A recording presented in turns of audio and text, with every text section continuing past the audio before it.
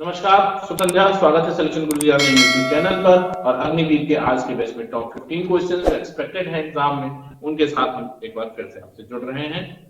Exam जब भी होगा, अगर हम उसके पहले से प्रिपरेशन स्टार्ट कर दिए हैं तो निश्चित रूप से सिलेक्शन हमारा होगा। और 15 आउट ऑफ 15 के टारगेट पे हम काम कर रहे हैं कि जितने भी मैथ्स के 15 क्वेश्चन अगर अग्निवीर के एग्जाम में आते हैं तो आप वो सारे 15 के 15 क्वेश्चन अटेम्प्ट करके आप आइए। स्टार्ट करते हैं आज का वीडियो। कह रहे हैं कि फिर से प्रयास करने से घबराना मत, क्योंकि इस बार शुरुआत शून्य से नहीं अनुभव से होगी। एक बात समझ लीजिए, असफलता हर उस सफलता की ऊंचाई की सीढ़ी है जिससे चढ़ के आपको ऊपर जाना है। तो कभी इस बात से नहीं घबराना चाहिए कि आज हमारा एक रिजल्ट नहीं आया, कल दूसरा रिजल्ट नहीं आया, तीसरा रिजल्ट नहीं आया। एक दिन आपको रिजल्ट निश्चित मिलेगा, बस प्रयास करते रहने की जरूरत है, क्योंकि हर परीक्षा, हर एग्जाम आपको कुछ ना कुछ एक्सपीरियंस देगा। तो शुरू करते हैं आज का वीडियो। कह रहे हैं कि 45 आदमी एक काम को 20 दिनों में कर सकते हैं, तो 9 दिनों में काम समाप्त करने के लिए कितने और आदमियों की आवश्यकता होगी। तो बहुत सिंपल सा सवाल हो गया कि 45 आदमी 20 दिन बराबर, कह रहे हैं कि 9 दिन में काम समाप्त करना है। तो 45 लोगों के साथ मान लीजिए m और लोगों को लगाना पड़ेगा और ये काम हो जाएगा 9 दिनों में समाप्त। 9 पचे 45, 20 पंजे 100, 100 माइनस 45 बराबर m, यानी कितने और लोग लगेंगे? 55 और लोग लगेंगे। आसान सा सवाल है, कहीं कोई दिक्कत नहीं है। अगर आपको कहीं कोई दिक्कत है तो हमारे कमेंट सेक्शन में जरूर लिखिए कि आपको क्या प्रॉब्लम है, हम उस प्रॉब्लम को सॉल्व करेंगे। अगर अग्निवीर का बैच आपको अच्छा लग रहा है, हमने क्वालिटी भी इंप्रूव कर ली है वीडियोस की, टाइप मटेरियल्स आ रहे हैं, आपको क्वेश्चन देखने में की विजिबिलिटी भी अच्छी हो गई है, तो चैनल को लाइक करिए, शेयर करिए और सब्सक्राइब करिए। एक साइकिल पर 20-25% बट्टा देता है, एक दुकान कोई होगा 25% बट्टा देता है, फिर भी 20% लाभ प्राप्त करता है। उस साइकिल का क्रय मूल्य क्या है जिस पर उसे 30 रुपया लाभ? बहुत सिंपल सा बात है, दो स्टेटमेंट है, उसको कोरिलेट कर लेना है बस, और कुछ करना ही नहीं है इसमें। कह रहा है कि 20% का लाभ है और वो 20% का लाभ, यहां ध्यान दीजिएगा, ये थोड़ा मैं करेक्ट कर दूं, ये 30 रुपया है, 302 नहीं, 30 रुपया है। लाभ कितने का है? 30 रुपए का, 30 रुपए का लाभ होता है। तो 20% बराबर हो जाएगा आपको, 20% बराबर 30 रुपया, 20% बराबर 30 रुपया। तो CP 100 is equal to 100% is equal to 150 रुपया। साइकिल का मूल्य 150 रुपया। कोई तकलीफ नहीं ना, एकदम 5 सेकंड में क्वेश्चन खत्म। अगला सवाल ध्यान दीजिएगा, कह रहे हैं कि 12 से 40 तक की सभी सम संख्याओं का औसत क्या होगा? अब देखो 12 से 40 तक की सम संख्याएं हैं तो कैसे होंगी ये देखो जरा सा। 12 होगा, 14 होगा, 16 होगा, 18 होगा, डॉट डॉट डॉट 40 तक होगा, और प्रत्येक क्रमागत पद के बीच का अंतर 2 है, यानी औसत क्या हो सकता है? प्रथम पद 12 प्लस अंतिम पद 40 बटा 2, 52 बटा 2 यानी 26। आपका डी ऑप्शन सही हो जाएगा। यहां तक कोई दिक्कत नहीं है ना? आगे बढ़ते हैं। अगला क्वेश्चन कह रहे हैं कि ए और बी, एबीसी का संबंध दिया हुआ है आपको, तुरंत राइट डाउन करेंगे आप कि एबीसी क्या है? ए बी सी है, ए बी 5 संबंधे 7 है, बीसी 4 संबंधे 3 है। निकाल देंगे तो 5 चौके 20 ये, 4 सत्ते 28 ये, और 7 त्रिके 21 ये, यानी 20 संबंधे 28 संबंधे 21, 20 संबंधे 28 संबंधे 21 ये होगा। अगला क्वेश्चन ध्यान दीजिएगा, एक छावनी में 1200 फौजियों के लिए 28 दिन की खाद्य सामग्री है। यदि 4 दिनों के बाद 300 फौजी दूसरी छावनी में चले जाएं तो वह खाद्य सामग्री कितने दिनों तक चल पाएगी? बहुत सिंपल सा सवाल है, ध्यान देने की कोशिश करिएगा, आसान सा सवाल है। कह रहे हैं कि 1200 सैनिकों के 28 दिनों के लिए पर्याप्त भोजन सामग्री थी। 1200 लोगों ने 4 दिन तक भोजन भी किया, लेकिन 300 सैनिक यहाँ किन्हीं कारणों से शिफ्ट हो गए तो बचे 900। कितने दिन तक खाद्य सामग्री चलेगी? मान लिया डी दिन तक चलेगी। तो 1200 गुणित 28 और 1200 गुणित 4 उधर जाके घटाओगे तो 1200 गुणित 24 बचेगा, 24 बचेगा, और बटा 900 कर लोगे तो कितना आ जाएगा? डी। 0000 से काट लो, 3 तरीके 9 और 3 चौके 12, 3 अट्ठे 24, 8 चौका 32, तो D is equal to 32 days आ जाएगा। कोई दिक्कत नहीं है, 32 डेज, कोई दिक्कत नहीं है ना, कर लोगे। अगला क्वेश्चन ध्यान देना, कह रहा है कि 2 कलम अथवा 5 पेंसिल का मूल्य 10 रुपया है। 2 कलम तथा 5 पेंसिल का मूल्य 10 रुपया है, तो 4 कलम और 4 पेंसिल का मूल्य क्या होगा? ध्यान दीजिएगा, कह रहे हैं कि 2 कलम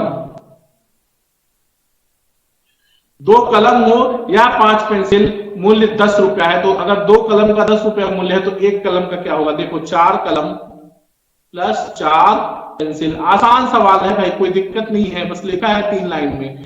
दो कलम लो या 5 पेंसिल लो, 10 रुपया देना है। दो कलम के लिए अगर 10 रुपया देना है तो 4 कलम के लिए 20 रुपया देना है।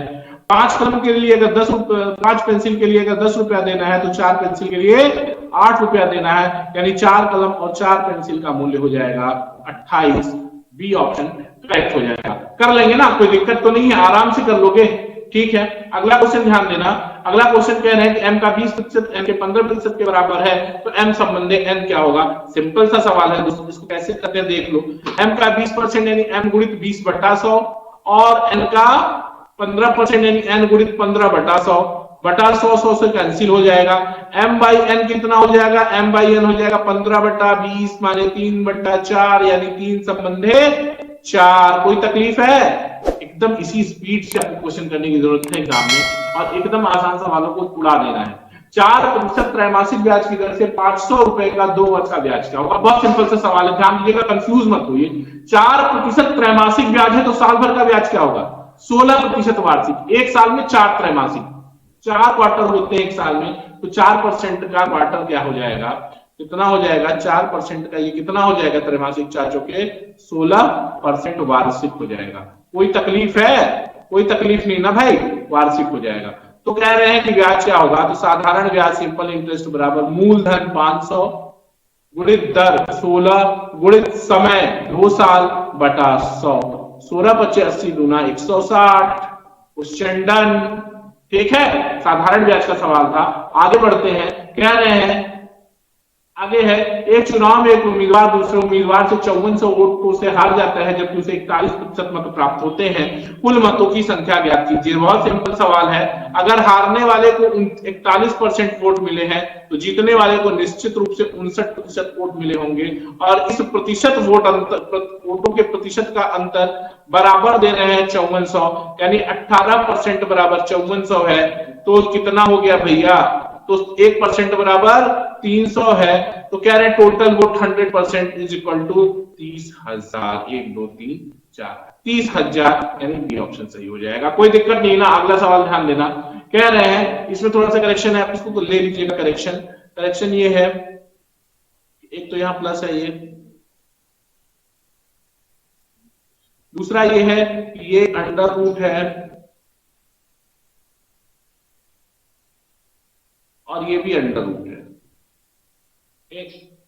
अब क्या है, इसमें आपको पता होता है कि एक्सटर्नल टर्म्स का मल्टीप्लिकेशन इंटरनल टर्म के मल्टीप्लिकेशन के इक्वल होता है। एक्सटर्नल टर्म्स का मल्टीप्लिकेशन इंटरनल टर्म्स के मल्टीप्लिकेशन के इक्वल है, यानी under root 2 of x, under root 2 into x is equal to under root 2 into x is equal to 1 plus √3 into √6। x is equal to हो जाएगा 1 plus अंडर√3 bracket close अंडर√6 by अंडर√2। इसको काट देंगे तो ये अंडर√3 हो जाएगा, मल्टीप्लाई कर लेंगे तो अंडर√3 प्लस 3, ये आंसर हो जाएगा पहला ऑप्शन। आगे बढ़ते हैं, अगला क्वेश्चन दे रहे हैं कि एक व्यक्ति 320 आम 400 आमों की लागत कीमत पर बेचता है, उसका लाभ प्रतिशत ज्ञात कीजिए। तो बात समझने की कोशिश करिए। 320 का विक्रय मूल्य, 320 आमों का बिक्री मूल्य 400 आमों के क्रय मूल्य के बराबर है। यही बात करें कि एक व्यक्ति 320 आम 400 आमों के लागत कीमत में बेच लेता है, यानी SP by CP is equal to 400/320। तो प्रॉफिट परसेंट अगर आपको निकालना है तो profit percent is equal to 80/320 into 100। तो 8 चौका 32, 4 25 हम 100, तो आंसर आ जाएगा आपका 25%। कोई तकलीफ नहीं है ना। आगे अगला सवाल ध्यान देना कि प्रथम 10 प्राकृतिक संख्याओं का औसत क्या होगा। तो प्रथम 10 प्राकृतिक संख्याओं का औसत होता है n+1/2 is equal to 10+1/2 is equal to 5.4।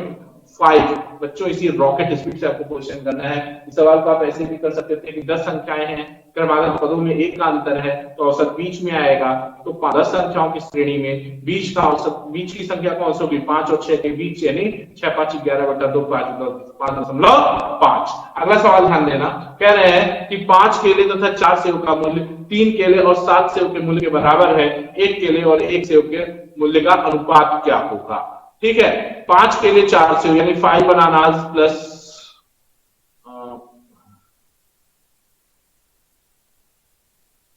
5 bananas plus 4 apple is equal to 3 bananas plus 7 apple। ठीक है, तो यहां से आ जाएगा 2 bananas is equal to 3 apple, यानी b by banana upon apple is equal to 3/2। तो एक एक का रेशियो निकालोगे तो 3:2 मिल जाएगा। पहला ऑप्शन करेक्ट हो जाएगा।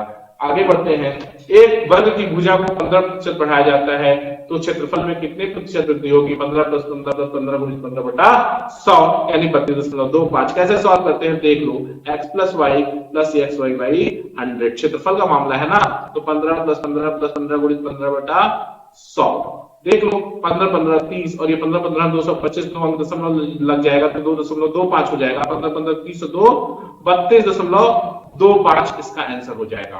अगला सवाल ध्यान देना, कह रहे हैं एक हवाई जहाज 400 किलोमीटर प्रति घंटा की चाल से चल रहा है तो 40 सेकंड में कितनी दूरी जाएगा? सब दूरी यहाँ पे आप आंसर भी थोड़ा सा सही कर लीजिएगा।